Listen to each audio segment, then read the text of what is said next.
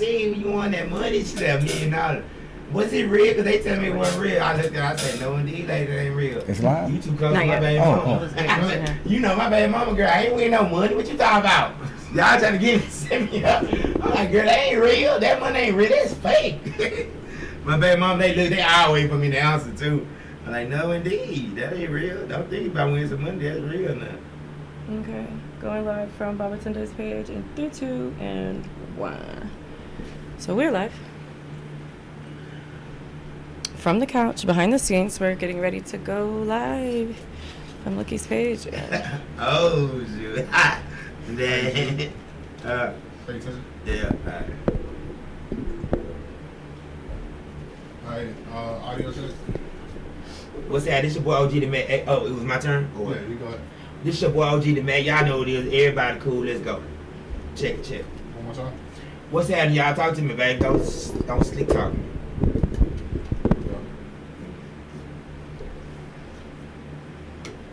You know, Babatunde.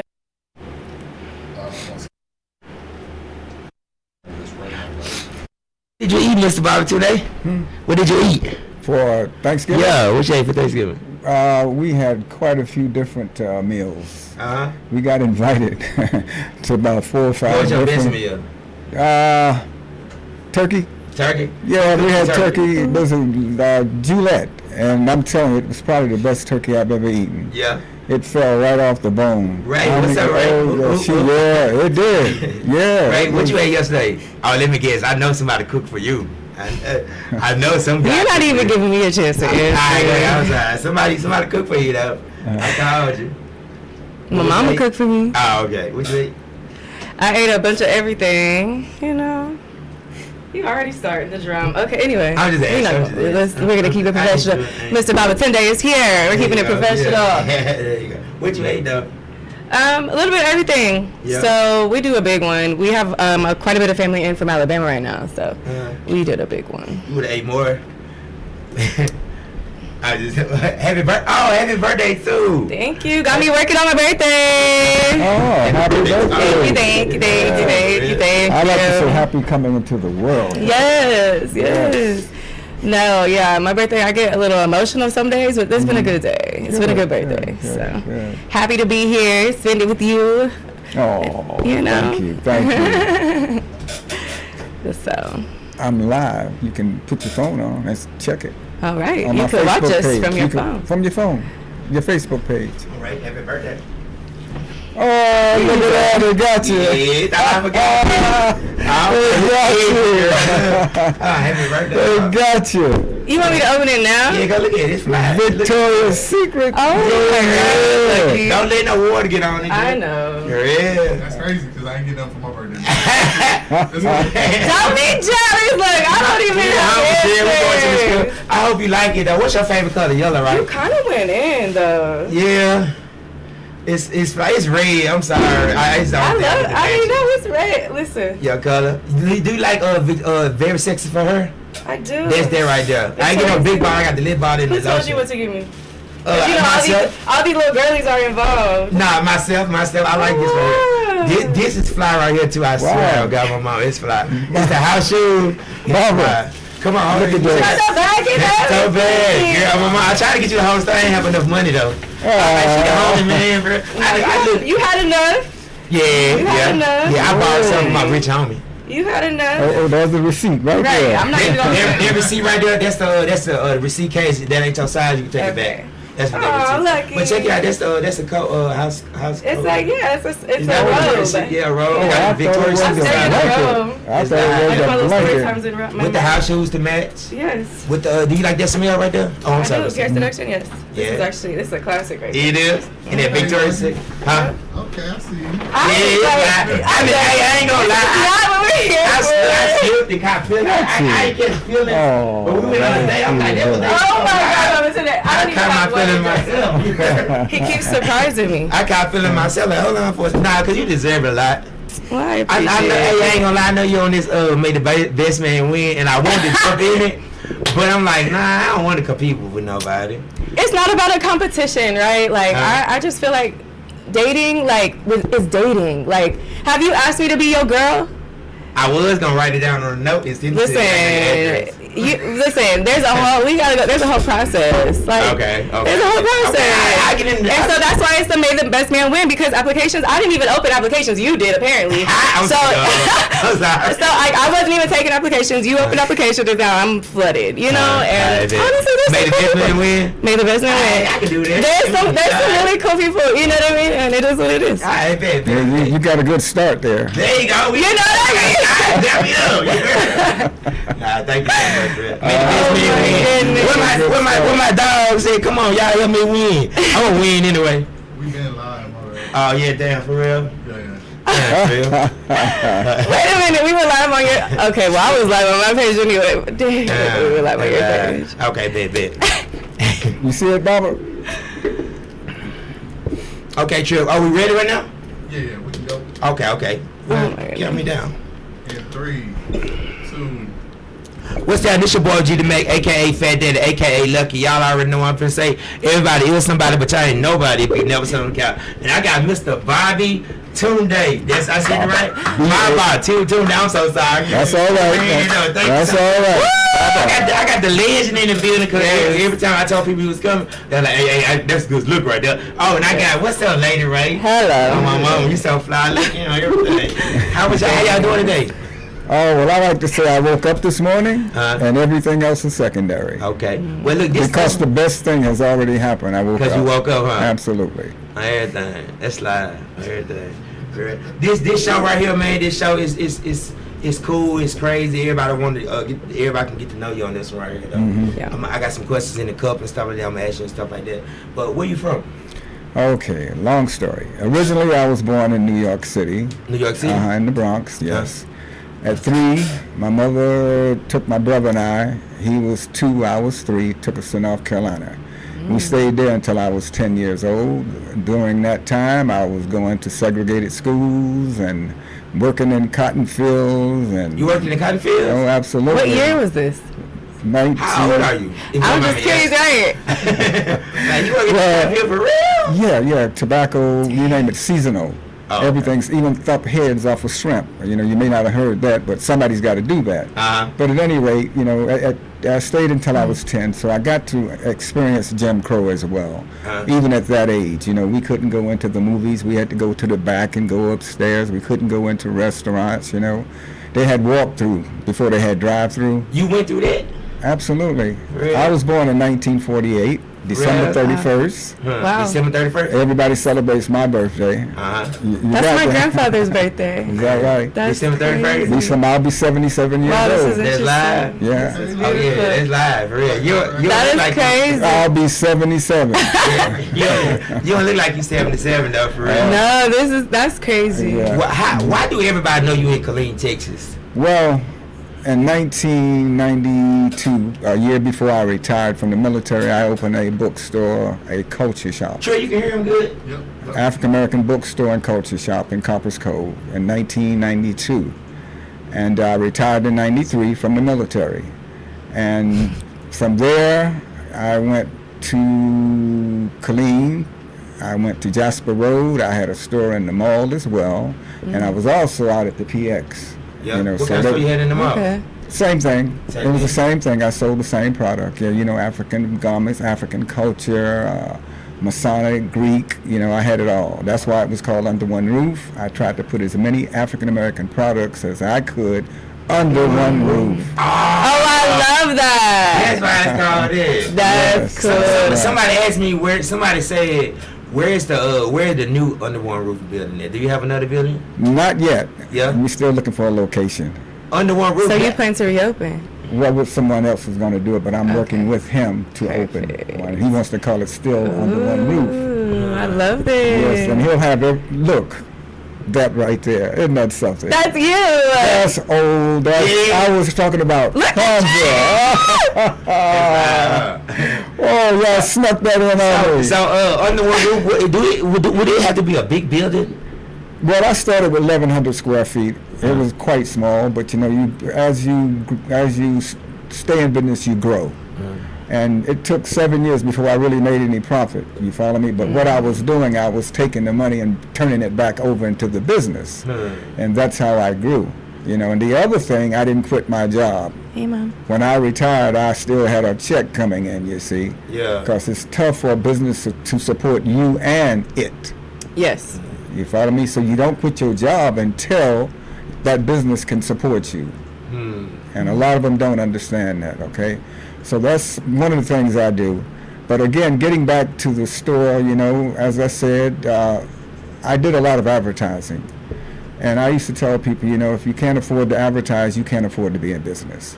That's big, right? No, it's true. I say that too. I was talking about that yesterday. Yeah, you can't afford. Yeah, you must have a budget. You know, if nothing else, have a budget. So this promotion thing I'm doing, it's kind of big, huh? It's good to have, right? Oh, like absolutely. Me promoting and stuff like that. Yes, people in the community. community. I'm working with people budget. Sometimes I do it free if they can't afford it. Like that. I do the same thing with these commercials too. Yeah. When the ones can't.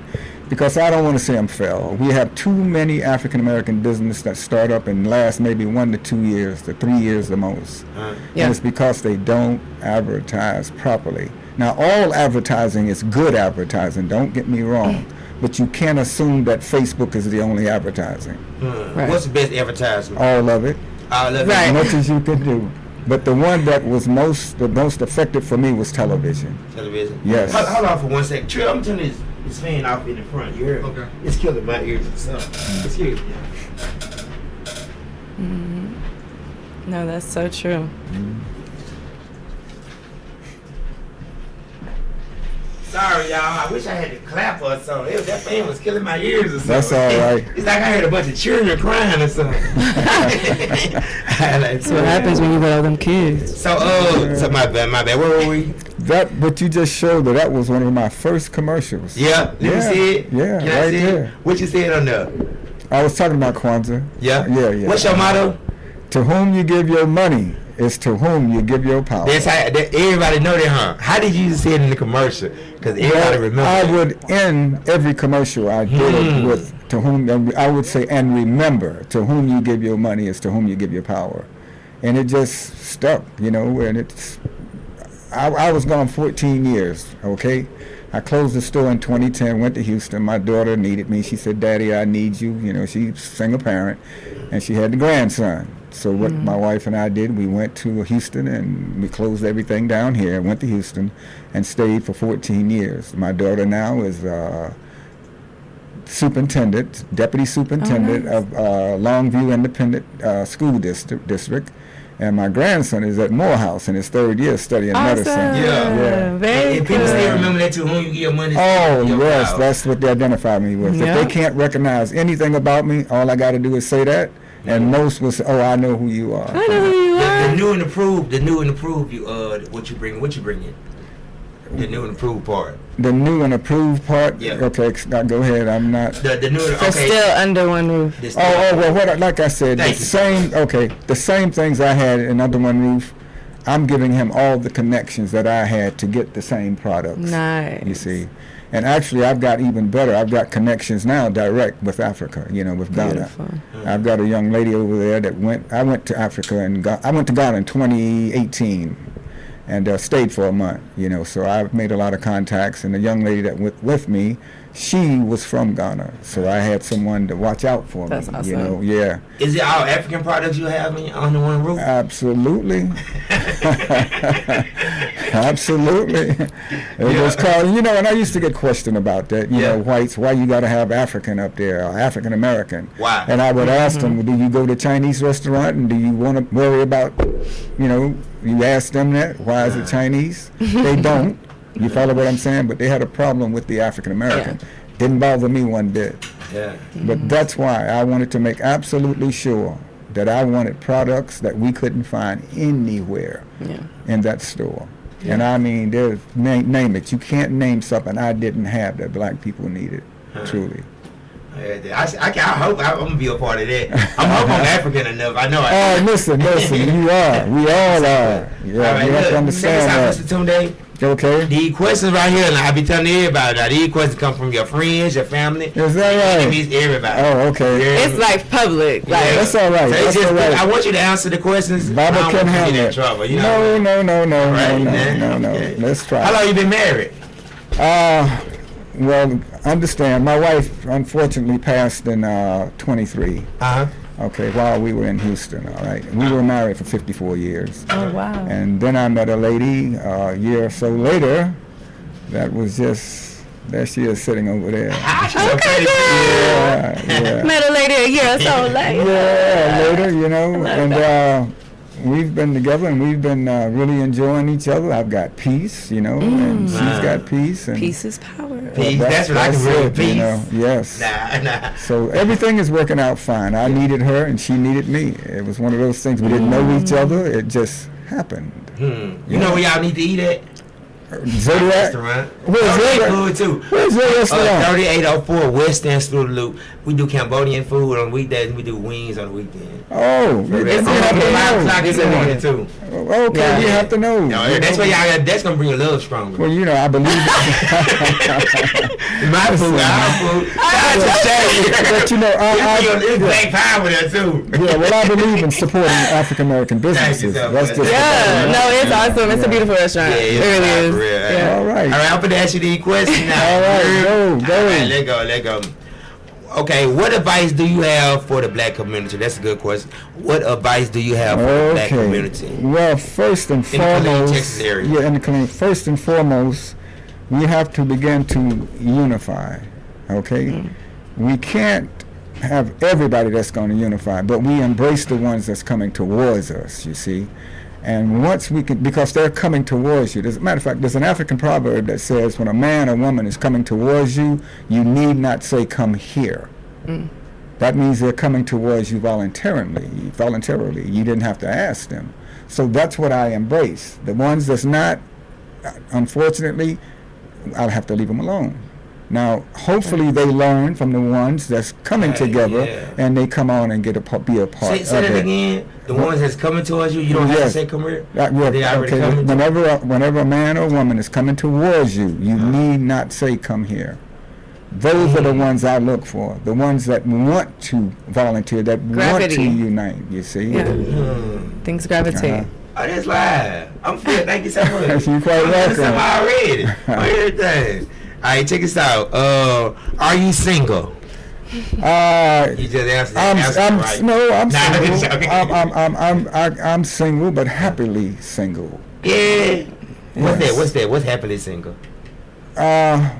Someone that is, I'm trying to think of the correct word because she's sitting right over there. Unmarried? No, this is great. We need this right now. I need it. What you about to say? Because I feel like No, but we have a lot in common. That's the biggest thing. You know, we have a lot in common. We're enjoying ourselves as we are. You follow what I'm saying? I'm independent, she's independent, but now we begin to work together, and we do things together. When I do things, she's there. When she does things, you know, we go to the hospital. You're like partners. Yeah, absolutely. Partnership. Yeah. Is it a title? No, not really. Not a title? It's a feeling. Oh my God. Okay, then. Okay. Oh my God. You a player, because I'm a player. I'll listen to Oh my God. I needed these players. Oh my God. To whom you give your money to? So where was you the other day? Giving my money to them strippers. Right. You gave the whole other day. I was at the house. Yeah. Like I always I am. heard. Alright, come on, my bad. That's all right. Alright, Mr. Player, there we in there. That's it. Look, I'm a gentleman. I'm an OG. Right. These are what a gentleman is. I'm a gentleman. A Gentleman. No, a gentleman. All right. Now, There you go. A player. There you go. Okay. All right. Now. You an OG? No, What is right. that? A gentleman? That's what I call it. An original gentleman, not Yeah. an original gangster. Right. Yeah, I'm there OG. we go. I'm baby OG. Oh, baby. I'm baby OG. Original good gentleman. Hey, That's right. why did you leave? Why did you leave from Killeen? I know you said, but they were. Yeah, I told you earlier. Actually, you know, I didn't want to leave, you know. But when my daughter called out, you know, it's my only child, you know, matter of fact, she's got her 53rd birthday on the 7th of January. Sag gang. Yes, and so she had daddy wrapped around her finger, you know, girls and their daddies, you know. And so, like I said, I closed everything down and I went to help my daughter. And I'm proud that I did it, you know. And so I'm back in Killeen and I'm still working. You follow what I'm saying? Even 14 years that I was away, I wasn't really away because people were calling me. I was calling people. I was mentoring over the phone, things of that nature. So I left physically, but mentally I never left Killeen. There you go. You kept your roots. Always. Yes, okay, absolutely. that's live. Yeah, that's live, for real. Mm-hmm. Okay, what happened? What have your business struggles been? Yeah, that's a good question. What have your biggest struggles been? The biggest struggles was support. Support. Yes. From the African American That's how I be community. feeling too, man. But I'm going to explain some things It's about always your it. people, though. You know, that's why that phrase "to whom you give your money" started. It's to whom you give your power. You see, if we support each other, we bring those dollars back into our community. You know, they say that, the white dollar stays in their community forever. The Asians, it's 28 days. The Jews are this. Well, ours stays in our community for 4 hours. Because it comes We giving it right back out. It's right back to them. So that's what that phrase, when I say, to whom you give your money, and that's what we've been doing, giving power to every culture that comes to this country. And I don't know if I can use this word on here, but everybody sucks on that black economic tit. You understand what I just said? Yeah. And we're not doing it ourselves. So what we have to do, matter of fact, we've had it in the past, to be quite honest about it. During Jim Crow, we had our own communities because we had land, the most important asset we could have. Right. So they built communities, they built their churches, their schools, all of it. And we had hundreds of them throughout America. I'm sure you've heard of Tulsa, Oklahoma, Black Wall Street, where there were hundreds of Black Wall Streets. Oh, there were so many of them, and some of them we don't even know about. They haven't told us yet. That's true. What I feel, okay, with my businesses, one thing I've been seeing people say black owned and stuff like that, and I love that. But with my business, I don't be saying that. I got 13 kids, right? So I got different races kids. I got different races of kids. I know different, like my kid black. I got one kid black and white. He not listening to you. He talking about 13 kids still. He's stuck there. He's stuck there. What you talking about? Let's pull it back. Wait a minute. Come on. What's the brother name that's an actor? What's his name? We got 13 kids. Nick Cannon. Nick Cannon. Yeah, okay. I got 13 amazing kids though. That's not debatable. Hey sir, look, I got 13 cool baby mamas. I'm trying to make my baby mama so fly. You know what you want. Yeah. You follow what I'm saying? And if it works for you, that's wonderful. So should I scream black power? Well, it's not so much screaming black power, it's black culture. Black culture. Yeah, because you have that doesn't mean you're not black. Yeah. And your children, believe it or not. Should I put them in black culture? Hold on. In America, if you've got one, this is their rule now, if you've got one drop of black blood in you, you black. No matter how you look. Yep. And this is how they've always treated. Now, they may treat some of them a little better than the darker ones. That happens. But they still black. That's right. So my kids are considered black? You better believe it. So especially because you're their dad. Yeah. That's it. So when they go fill out the application, when they go on the business and they say black, white. Well, they used to have different names for biracial children. It was mulatto for many years. Mulatto? It still mulatto. is. That's a pretty name, mulatto. No, you know what I'm. My bad, it's him. What's the history? Because the girlies these days are like, I'm mulatto. Yeah, okay. It's a donkey. It was a donkey that couldn't produce. Donkeys can't produce. Dang. With each other. But they can produce from a horse or different other horses. You follow me? So but they can't. A donkey that can't produce. Absolutely. That's correct. Huh. That's correct. I'm sorry. A mule. Oh, yes, that's correct. A mule. I'm taking notes because this is nothing but history. You take note in church too? Thank you. Yes, I do. Oh my God. Yes, let me correct it. It's a mule, okay? All right, I'm sorry. It's a mule. All right, that's the difference. They can't reproduce. You know what I'm saying? But other animals can do that. Correct? All right. Yeah. So mulatto is a mule. A mule that can't produce. Yes. With each other. Mm-hmm. Okay, with each other. Yes. All that's right. Okay. Why did under one room shut down? Okay. Oh, they love that. Well, see, a lot of people didn't know why I left. Okay. So now I actually. My intent was to go to Africa. I wanted to retire at 60, which, it was around that time anyway. And I wanted to go to Africa. We were going to stay there. I was going back to repatriate. and stay in Ghana. It was my goal, and like I said, my daughter cut all that off. And so, but that's one of the reasons we closed. It was it was time. I wanted to retire at 60, but I didn't want to leave Killeen. I didn't want to close the business. If that hadn't have happened, I probably would have still been here in business, to be honest about it. What do you expect from Killeen, from the people in Killeen right now? Well, new the one thing that Killeen has done over the years, they've become conscious. When I had Under One Roof bookstore, it wasn't older people in there. I didn't get that kind of support from them. It was the younger generation. The generation that's out here now, they're conscious. The ones that came through Under One Roof, believe me, they're doing some great things. So that's what it was about. It wasn't just it was a community center as well as a business. You follow what I'm saying? A store. And we had poetry. I mean, every Friday night, I was doing so many different things. And it was about the young people. You see, I always say knowledge is power. But it's not power until you pass it down to someone younger than yourself. Well, that's my mission. That's what I do.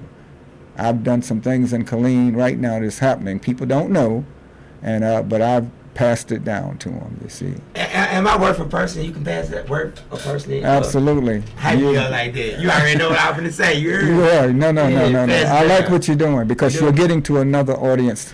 And I was just about to tell him why. Yes, you're getting to another audience. And believe it or not, my lady and I, you'll see us in 11 everywhere. Your club, it don't matter. If they're young, I want them to see us. There you go. And then listen, and you can imagine how respectful those young people are when they see us. Man. Yeah. What you did, they do the same thing at other clubs. When we walk in, I'm serious, they do this. That's awesome. Yeah, because y'all royalty, you supposed to have that. Yeah. Legends. I love They're it. setting an example, you see. They open doors for us. They do, and I mean, it's so wonderful. And we talk about how bad our children are. No, they're not all bad. You follow what I'm saying? Right. It's a small percentage when you really think about it. The majority of our children are doing fine. You young people, what you're doing, it's your generation. You're going to be here when it's time to do things. You're going to do it. Yeah. I was in the 60s, I was a young person, but we did it. Martin Luther King was 24 years old. Malcolm was, in his 20s. So it's going to happen. Yeah. And I got a bunch of kids to keep you going, too. A whole bunch of mulattoes. All right. Yeah. Where have you found success? I'm going to ask these questions kind of fast. Where have you found success? Okay. Raising my daughter. Okay. Yeah. Raising my daughter. Yeah. She didn't get everything she wanted. When she didn't do what was right, then I'd take it. I bought her a car, and she got a big ticket in driving. I took the car. She couldn't take it to college with her or nothing, you see. So we have to be able to discipline our children as well. And she did the same thing to my grandson. When he went to college, he couldn't take the car. You see? That's where you found success at? My daughter, I said. Yeah. Oh, no doubt. Yes, raising her because I'm proud of that child, brother. That's tight. Really. Yeah. And there's other things now that I've done in my life, One of them was Under One Roof, to be quite honest about it. The military was a part of that, too. The military played a great part in my life. As I said, I'm from New York, Harlem, New York, because I went back at 10 and stayed until I was 19. I love New York.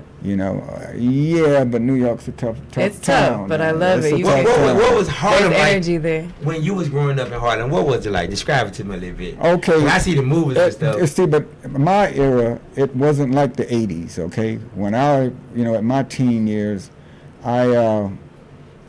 we worked. We had problems, don't get me wrong. We didn't have guns and things like that, but we had little gangs, things like that.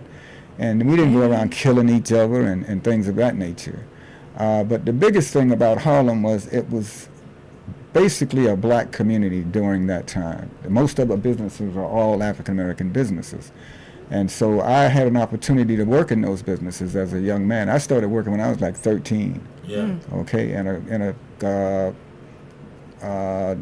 it wasn't it was I can't, I'm losing the word right now, but at any rate, I worked in a couple of different businesses, you know. I even shined shoes when I was a kid, you know, and I was good at it too. Yeah. I could make the rags sing, the brushes pop, you know. Yeah, some fly stuff. That was a good tip, you see. That's how you got that tip. Yeah. And so I did that for a while. And in the store I worked in, like I said, it was a convenience store, basically black-owned convenience store. I worked there for a few years. I worked in a place downtown Manhattan called, I'm losing some of my thoughts here.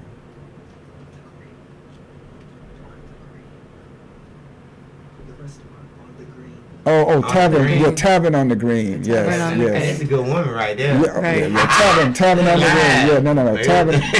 I'm getting a little old, you know. Okay, so that comes with it, yeah. But it was Tavern Tavern on the Green, and it was a very popular restaurant, you know. Tavern on the Green. Yeah, right. Yeah, downtown, and as a waiter. But I didn't start as a busboy. I started as a waiter. Yeah. You know. That's good, right? Yes, that was quite good, and I worked there for about a year and was doing great, man. I mean, making real money, and I got drafted. Yeah.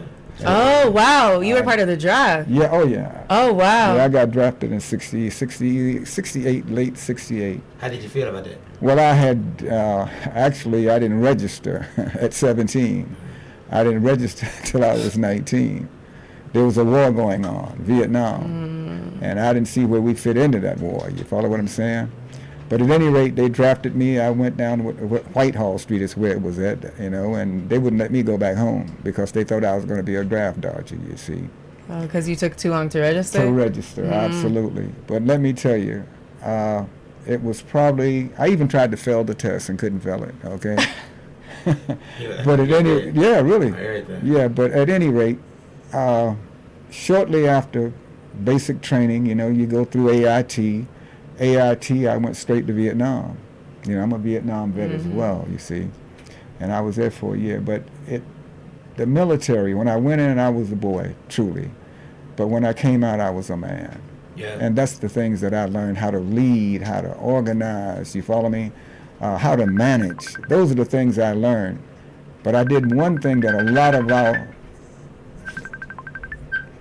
I'm doing one thing that a lot of our retirees don't do. I put it to power, to practice.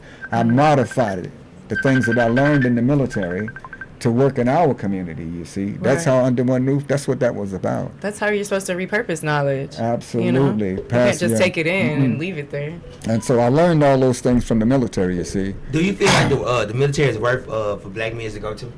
Well, it depends. It depends. I know what it did for me. I can speak for me. I was in the military after Vietnam. I got married, you know, in 72. And I couldn't find the type of jobs and the things that I needed in New York City, and I knew that, you know. So I re-enlisted, and I stayed in the military and did 24 years. I retired as a first sergeant. And I look back on it, and, you know, war, yes, when you go in the military, you have to expect it. I'm a Desert Storm, too. I was in Desert Storm as well as a first sergeant. And we've been in every war that this country has had. From the American Revolution, we were in that. The first person to die was a black man. You follow me? The Civil War, for instance, there were 280,000 black men that fought in that war. 40,000 died. You don't hear these things, you see. Some of them were free black men. Some of them escaped. The Emancipation Proclamation was designed to draft black men. Yeah. That's what it is. It's a military document. It didn't free us. It just repurposed things. You got some big knowledge for real. Yeah. Yeah, well, let me finish this one, though, please. Go ahead. It didn't free us. You follow what I'm saying? That's what they claim. That's what they taught us in school, that the Emancipation Proclamation free. No. There was places right in Louisiana that people didn't get freed throughout, you know. They made deals with the border states and things of that nature. But Frederick Douglass was responsible for that, talking with Abraham Lincoln to get black men in the military, the Union Army, because they were losing. The Union was losing the war against the Confederacy until we came into the military. That's correct. And that's that's what they're kind of afraid of happening again now. Like, they're preparing for a draft in the whole realm of things that are happening currently. Yes, right now they're trying to clear the army of African Americans, okay? When you see the one they have now, they've got a new one out where black men have to shave. Now, you know, we have skin problems with There shaving. used to be profiles you could get. Absolutely. Well, they're taking that away. Yeah. If you don't get you have 1 year as a profile, and after that, you have to go because you can't have a beard. Oh. Timer. Yeah. All right, look, check this out. How can the younger generation get involved with what you got going on? I'm gonna ask these questions right here. Well, we are the architects, okay, of passing information down to the future, our children. If we don't educate our own children, then our future don't change. I've got something that I've been saying lately: to whom you give your children to educate is to whom you give your power. Yes. Because the education system is weaponized. It's not based on our psychology. It's based on theirs. You think parents should send children to school or homeschool them? All parents can't homeschool, first of all. Okay, it would be nice if they could, but all parents they have to work. But if you could, though, if you could, there's still people that's right now. There's people, you know, black people that's doing homeschooling. But guess what? The homeschooling still comes through the system. So they really ain't homeschooled. It comes through the system. But give you an example. I went to a segregated school in North Carolina 4 years, okay, to the 4th grade, and we had black teachers. But everything else we had was white. The books we got, it had, you know, little white kids with picket fence and playing and carrying on. It had a little black There's no man. imagery. Absolutely. It had, though they had imagery, but it was one black Sambo with a bone through his Oh, nose. right, yeah. This is what it was really savage. Like, yes. the imagery is black people are savages and stuff like that. Absolutely. But this is the key to it. Those black teachers knew. They taught us we had to be twice as better as them if we were going to make it. They taught us things that we never would have gotten in an integrated school. Integration came about. We didn't integrate them. They integrated us. They wanted total control of our children. In Africa, before they did enslavement, missionaries were there first. The first thing they did, the churches, Catholic, Christians, they took the children. They put them in there, and they Sunday schools and all of it. Go ahead, talk. Children's Bible studies, and it started there. But this is what they've done. Every place they've gone, there's 2 things that they've weaponized, Caucasians, okay? One is education. I call it miseducation. And if you want to really find out what miseducation is about, read the book, The Miseducation of the Negro by Carter G. Woodson. And it will tell you why they educated us. Because it wasn't based on us. It was to control us. And that's what they do now. It hasn't changed. Now, we're at a point where we were getting close to doing some things. Now, they educated us with their psychology, but yet we took their psychology, their education, and we got better jobs than some of those Caucasians. So what we're seeing now, they want their privileges back. So they're firing. It's all this DEI. Black people are getting fired, possibly more than anybody else, especially black women. Federal government, you see. And so what we're seeing now, they're taking the history out of the books, out of the libraries. They don't. As a matter of fact, they went to the Smithsonian, the African American Museum. Do you know they're taking information out of there? They really are. Yes. They're really changing. They're really taking a lot of information out of history, And part of the reason why I feel like they have tried to take, or have taken DEI out of it is because it tells a story of our history as well. You know what I mean? How far we were able to get. And, it wasn't necessarily originated for the black people, but it was helping us, quite a bit to be able to get in positions. Not because we weren't educated enough to get those jobs, but we were never looked at. You know what I mean? And so we're in trouble. Well, we need to start now. We can't wait for these things to happen. What we need to start doing now? Well, one thing we have to do is put the information out. We've got to let our people know what's happening. Right now, the majority of black people have not felt the pain of what's about to happen. You follow me? So, what's about to happen? Oh man, that's a tough question. No, it's not a tough question because I've seen it before. I lived through it. That's true. They're going right back. They have a blueprint. You follow me? And what they do, all they do is go back. They went back to the Confederacy. They went back to the 1800s. They went back to the early 1900s, Jim Crow, all of those things, you see. So that's what we're looking at again. Jobs. When they take jobs away from us, what do? How do we survive? They'll put us back in the fields again. It's quite possible. There's 219 million Caucasians in this country, 45 million of us. To me, we still have more power. We still have more knowledge. It's about application, and information, Well, yes. I was talking about the Civil War earlier. We were quite successful for 12 years of Reconstruction, okay? They allocated black people 15 million acres of land in the southern states. They did that because we won the war for them. That was really our reparations. 40 acres and a mule, we got the land. There's no doubt about it. 40 acres and a mule. Within 100 years, they had taken that land back. And the reason it happened in 1877, it was called the 1877 Compromise. The president at that time gave all the land back to the Confederacy that we had built our townships and our communities on, you see. And they, in turn, burned and destroyed everything we built. There was one incident which was called a black migration, okay? And it was over 6 million African Americans that migrated, they called it the Great Migration, from the southern states to the north. You know what they left? What? Land. That's one of the ways that they was got part their of land. Yeah, it was all part of it. Like it's all part of it. Like if you go back far enough in history, there's stories that Harriet Tubman was all part of the system and how we are still oppressed today. Because she's the one that was telling us, hey, escape to the north. But really that was a trap too, because like you said, we're giving up land. Yeah, all we did.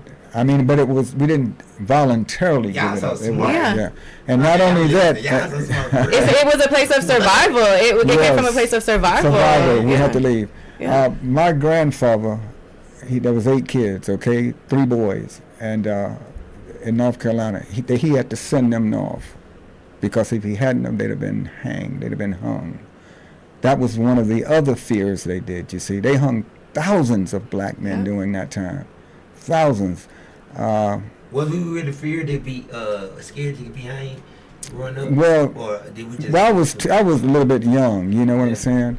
I was very curious kid, I can tell you that, because I wanted to know why I couldn't get on the front of the bus, I wanted to know why we couldn't sit at the counter in a restaurant, and I'd be talking to my mother and she'd be, shh, don't say anything, and but that's how it was. That's interesting. Yeah, that's how it was. That's true, yeah. Are you a racist? Okay, that's a wonderful question. Thank you for asking me that. Yeah. I can't be a racist. Why? Because racism is about power and control. Do you think we have the power to control Caucasians? So a white person can be racist? Oh, you better believe it. Because they can oppress. Because they have the power. Yeah. And we the can't control. do that. Even if we wanted to, we couldn't. And also think about the word racism. It says race. It takes a race to do what they're doing to another race. Yeah. So I can be prejudiced maybe, but I can't be a racist. Because I don't have that kind of power. There's nothing I can change about how they live. Nothing. But they can change ours. Yeah. That's what racism is. So don't ever call yourself a racist. Black people cannot be racist. Can't be. What do you feel about how black people treat black people now? That's how y'all grew up? Okay. Right. That's a good question. Oh yeah. It's very good questions.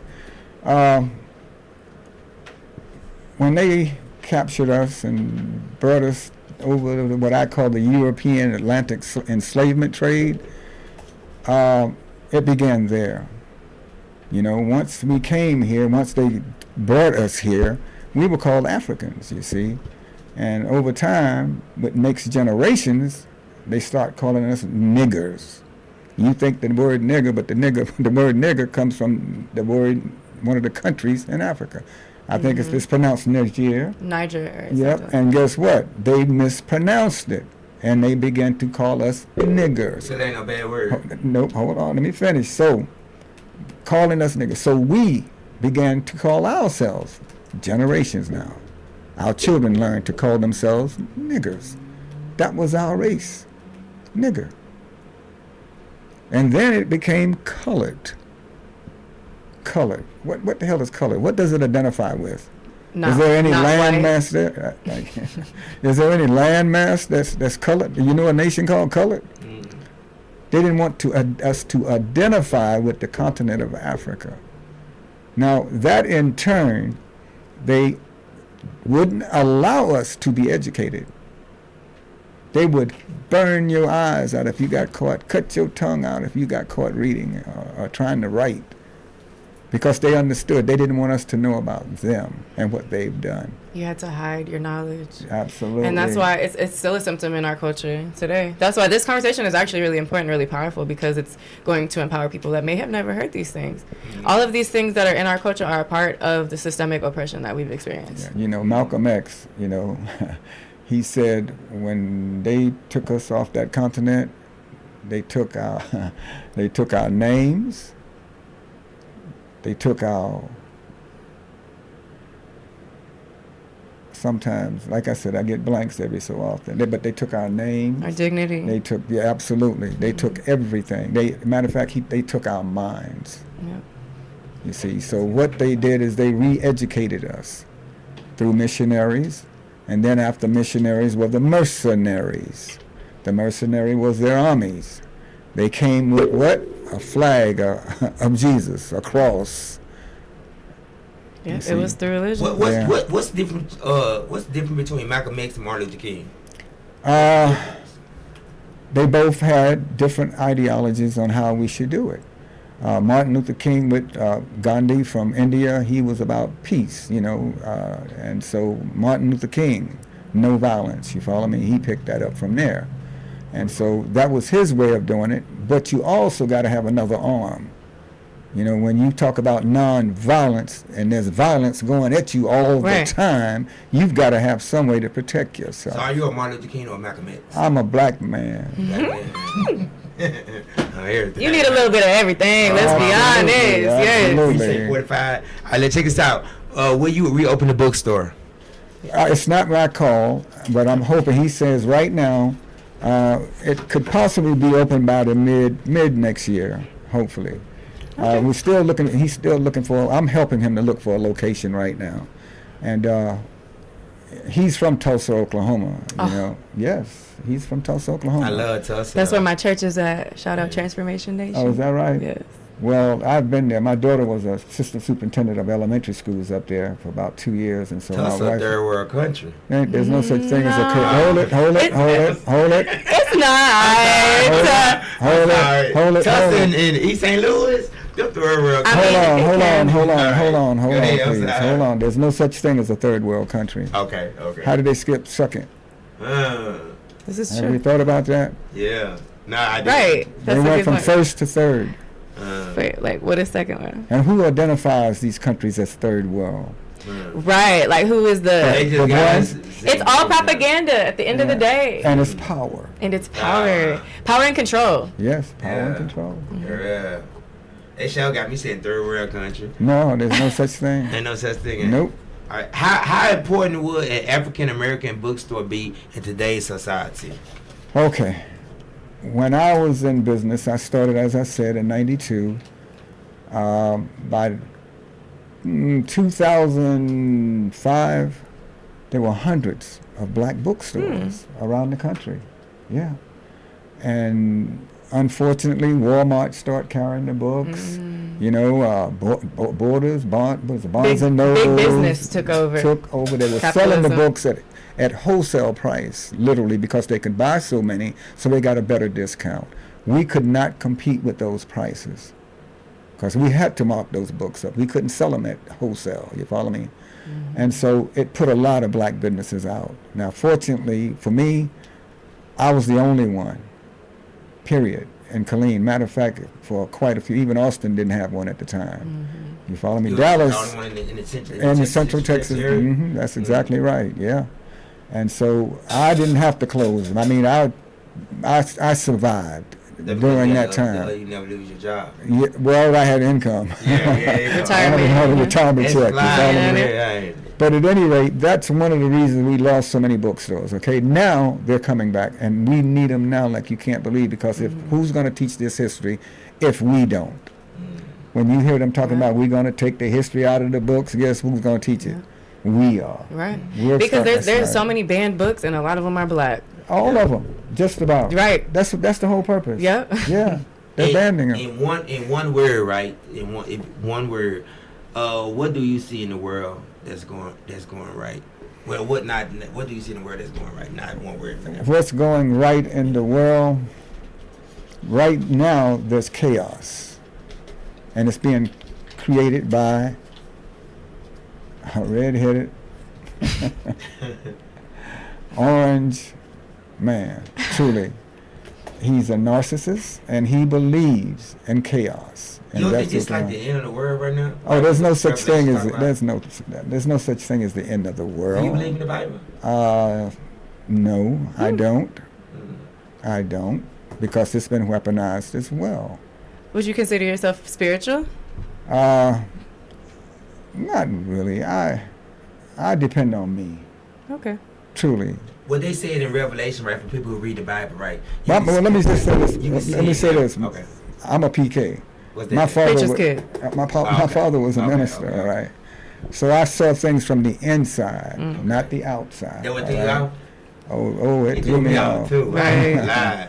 I mean, I must tell the truth. But the problem I have, as I said, when they go to places, they use missionaries. I said, right?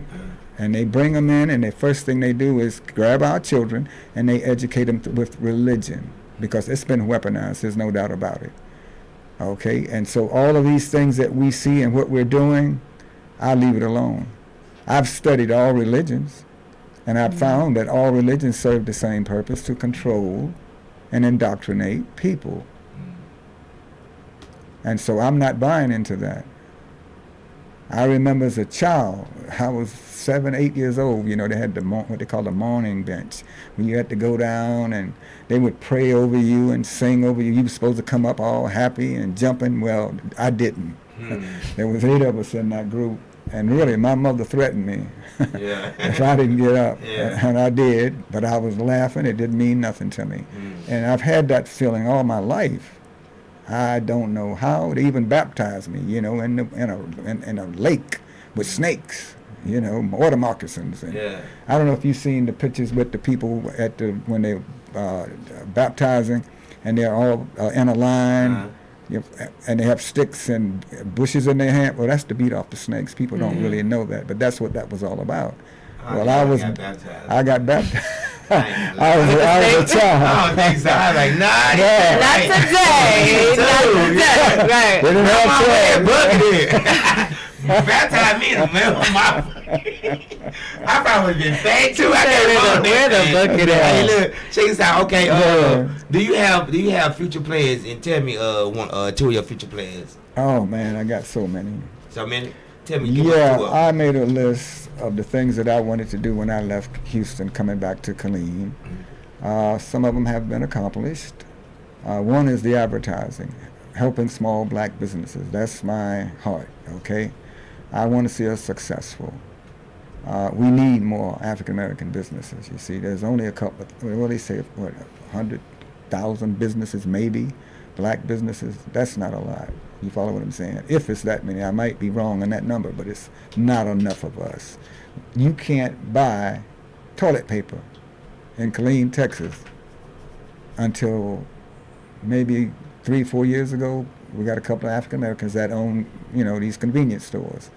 But you can't buy the necessary things, toothpaste, you can't find it in a black business. Think about that. So there's many things we don't sell. There's many things we can't support because we have to go somewhere else and buy those products, you see. So we need down to to manufacturing, you know, that's because right. even if you need your raw materials and all of that. So we have to begin to sell the things that we need every day. Every day. We don't. Yeah. That's what And got me that's into merchandising and manufacturing, though. Yeah, absolutely. We have to do that. Because we have to be in that lane. Until you get in that lane, we don't even have the knowledge. But that's where our money goes, you see. And we can't put the money back into community when you don't provide the products. Yeah.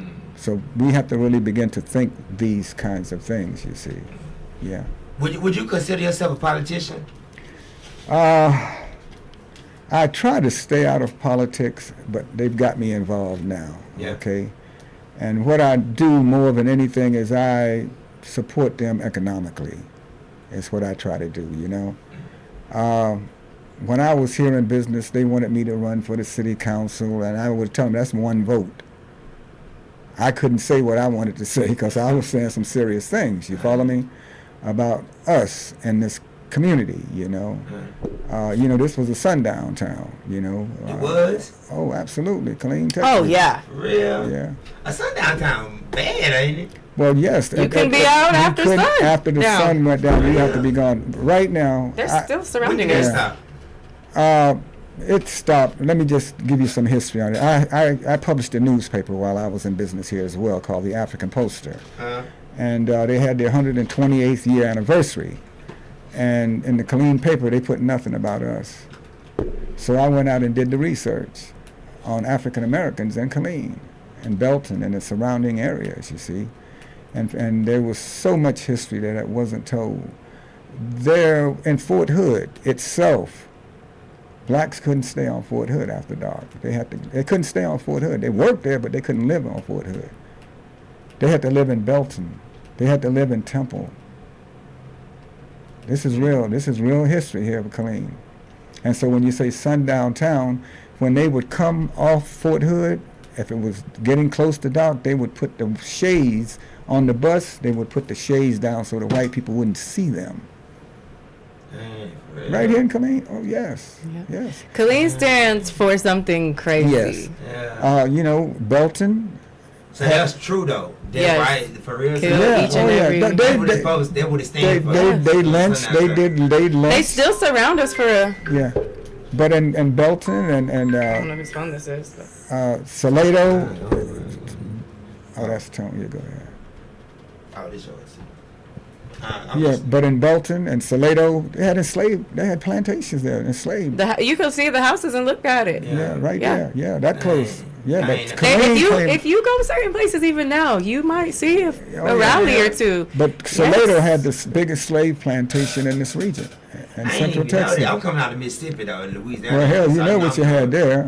You had slavery there. Of course, yeah. I ain't never But seen it here, though. yeah, but no, it was here. Yeah. It was here. Oh yes, that's right. I want to know more about that. And so, go ahead. Go ahead. Well, I was just going to say, when I published the paper, I wrote some things about the military, because it was important. That's what brought us here, was the military, you see. And Jackie Robinson in 1942 was here with 761st Tank Battalion, all-black tank battalion. It was segregated army at that time. And they court-martialed him for sitting next to a woman your complexion, thinking the bus driver thought she was white, and they actually court-martialed him for that. They turned him in. He was an officer. Not many black officers, you see, in the military at that time. I didn't know that. Yes. Let me ask you a question. Okay, look, this kind of, I want to know this. How do you pull females? How do I what? Pull females. How did you get Miss Lady right there? What did you notice first? Well, I've got to give you some history on Aight, why come on. I'm this way, Why he's so cool? No. I don't know who this. I think this my grandma keep calling That's me. the last question? Nah. Okay. The years that we spent in North Carolina, like I said, there was two of us when my mother went. And we ended up staying with our grandfather, and a couple of years later the house burned down. But at any rate, she was a young woman, she was 23 when I was born. My father was 50, so he was quite... Oh, wow, okay. He was older than she was. But at any rate, she had 3 other children within that 7-year period by 3 different men. And those men used to beat on my mother. And my brother and I, at that age, 7, 8 years old, we would be in there with a pan or something trying to, hit them, and they'd slap you down. And so I didn't know it was happening, but I went through something, and I promised myself I would never put my hands on a woman. If I got a beat, I don't need it. You understand what I'm saying? I'm sorry. And black women are the steel that has held us together all these years, truly. Mm-hmm. They're queens. How do you treat a queen? I have respect for black women. Always will have respect for black women. How you feel about somebody about me? I like dating different kind of women. You're young. When I was your age, guess what? Yeah. I was doing some of those things too. Yeah. Okay. But as you grow, as you age, things can change. You follow me? Wisdom. Yeah, absolutely. But right there taught me lessons about how to treat a woman. Yeah. Truly, yeah. How did you pull them? This one right here, for instance, we were introduced. Yeah. Yeah, I didn't know her. She didn't know me. She was sitting at the event center at a chair outside there. Which I was drinking. Was he charming? Nah, I was just joking. No, someone, and they introduced us, and we sat and we just talked to each other. We started talking, and she told me, well, she don't go no place. She doesn't know where to go and things of that nature. So I text her different places to go. And lo and behold, she went to the East Center. Okay, Miss Carolyn. Yeah, went to the East Center. Listen to y'all. Shout out to Miss Carolyn. That's why y'all be at our G's all the time. Y'all be at the East Center all the time. And so, You went to the East Center a couple weeks ago? We go out all the time. They go all the time. They always go there. I go, man. I try to support everything. I support the clubs, as I told you earlier. There's a reason I do it, because they need support too, and I need to see what our young people are doing. Yeah. We can't do it if we don't, if we're not in their environment. You see, so that's why I go to these clubs. I've been doing it even when I was here in business. I did the same thing. How do you feel about women wearing skimpy stuff? It's your generation. Okay, there you go. So y'all didn't, wait a minute. So the girls didn't wear booty shorts and all that back then? Yes, they did. Listen, the generations prior to, I remember how the older people talked about my mother at those younger people. Okay. Yeah. Oh, how they dance. Like a hot girl. Yeah, well, City girl. listening to that devil music. Right. Dancing this. And, I mean, really. The blues. Yeah, so each generation has to face that, truly. That's and that's what I do. But I respect your generation. You hear me? I respect every generation because they're different. Each generation gets smarter than the past because we work hard to make it better for you. It's just not like all I bad. did. No, it's not. It's not bad at all. Right. We are a resilient people. Yeah. We don't give up. We don't quit. We don't compromise. We do what we must do. No, I hear you. But this is what we do. We've done it. They set us back. We come back. But again, we have to understand that it's generational.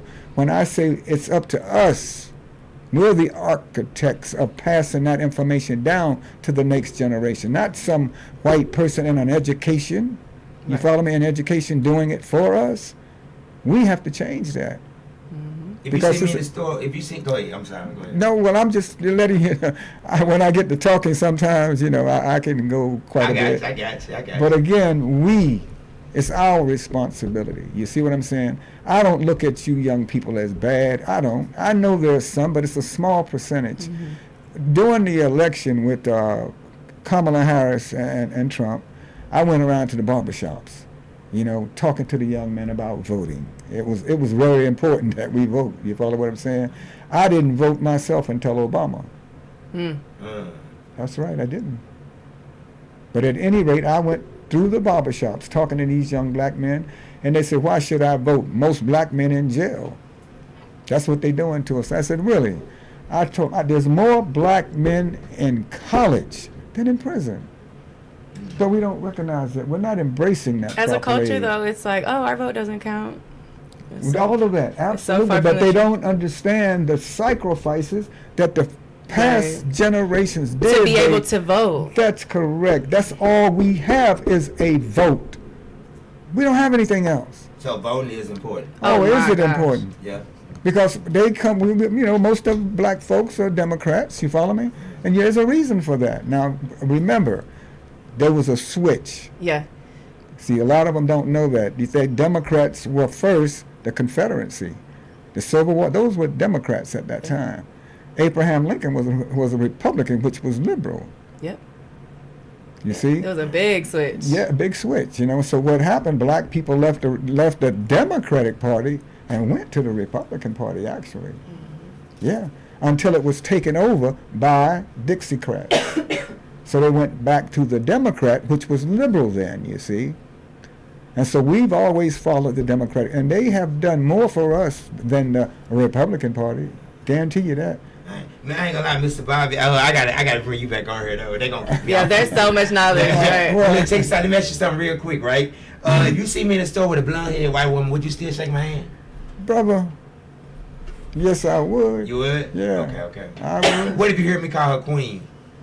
That's your choice. That's my choice? Yes. Okay. I mean, if it listen, I'm like this. It's even religion. If what you practice makes you happy and it makes you a better man, I'm happy for you. There you go.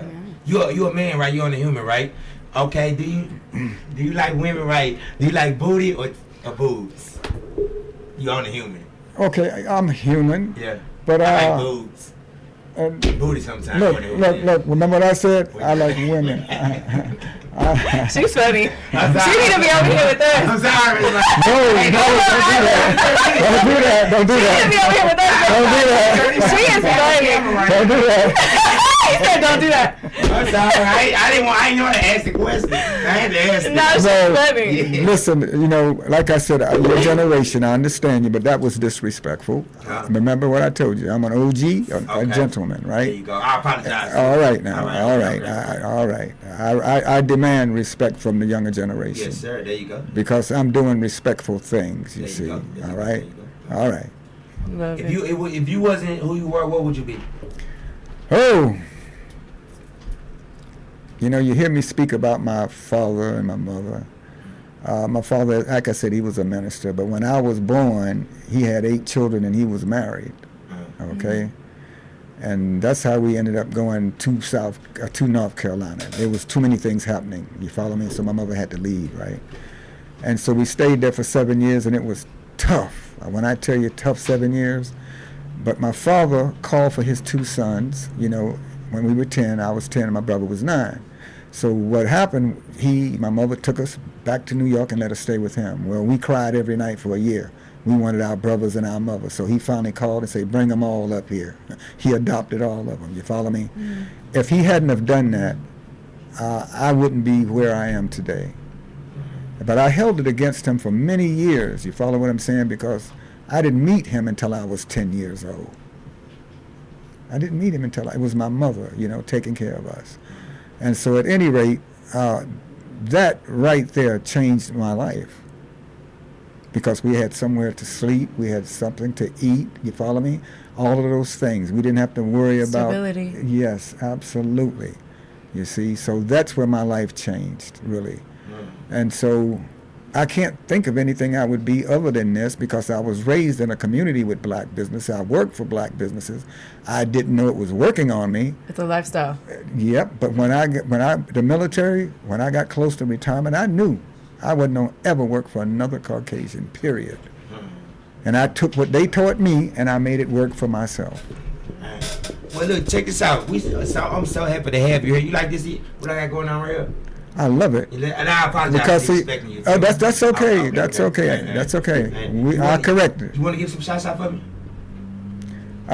Shout out to Lucky. Nah, you got to. Well, look, listen. What I'm saying is, I like to interact with young people. I had a mentorship program for 18 years at Under One Roof for young black men between the ages of 5 and 13. None of those kids have gone bad. Not one. And there were many of them. And they were single parents from single parent household, mothers in charge. That means there wasn't a father in the house. And those were the ones I mentored. So women can raise boys. Oh, absolutely. Well, let me just say this. They have no choice but to do the best they can. Right. But a woman can't teach a boy how to pee. Right, that part. We I don't. mean, we there's a don't know lot how of to teach other them how to things. be a man. But I bring that up because it's Yes. so simple. Yes. You see what I'm saying? But it's designed for a man and a woman to do that, okay? And there are more black men in the household than not. Yeah.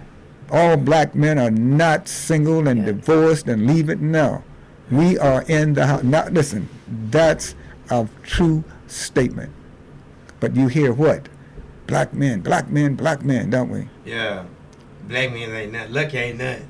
I'm just saying it's a very low percentage that creates all the babies in single mama households. I'm sorry. Okay, so those are the ways I look at things. You know, like I said, this is wonderful. I don't mind being on it because I'm talking to another generation, and this is a great way for me to pass that information down to someone younger than myself. There you go. That's what I'm doing. Give us some shots out. I love it. All right, shout out to Lucky, I guess. Oh, yes. You know, shout out to Lucky for having me on the couch because I'm finally somebody, I guess. You know, and shout out to everybody that's in my life. Y'all know who you are. Everybody that supports me. You know, we have events coming up December 13th and December 20th. We're helping raise some money for a family in Harker Heights that black-owned farm. We're trying to save their land so that way it can stay in their family. So that's what I got going on for December. And that's what I got going on. Shout out to Laura. Oh, check this out, man. Look at that comment. I'm lucky, man. Y'all make sure y'all go eat at 3804 West End Salute. That's Suite 103. We got the best food. We got Cambodian food, and we got Trap Kitchen wings from every Friday and Saturday from 5 p.m. to 5 a.m. Y'all already know how I feel. I love y'all if y'all love me. If y'all don't, well, Black Power. So. But to whom you give your money? Go ahead. To whom you give your money? I want you to say it. Okay, to whom you give your money is I can't say it. Yes, you can. You know who I gave my money to last night? Them They black. Nah, they was dancing. Time to grow, time to change. Yeah, there you go. But you understand what the statement means. Yeah, I get it now. Okay. To whom you give your money is whom you give your power. Absolutely. Support black businesses. Hey. That's so important. On the count of 3, we're going to say my logo. It's like, you ain't nobody if you never sit on the couch. You Together? Ready? Well, let's say you say it first. 1, 2, 3, go. You ain't nobody until you sit on the couch. There you go. 1, 2, 3, go. You ain't nobody until you sat on the couch. I can't wait to sit you on my love seat. But you ain't nobody until you sit on the couch. We love y'all. See y'all next week. I'm sorry. Right? Bye.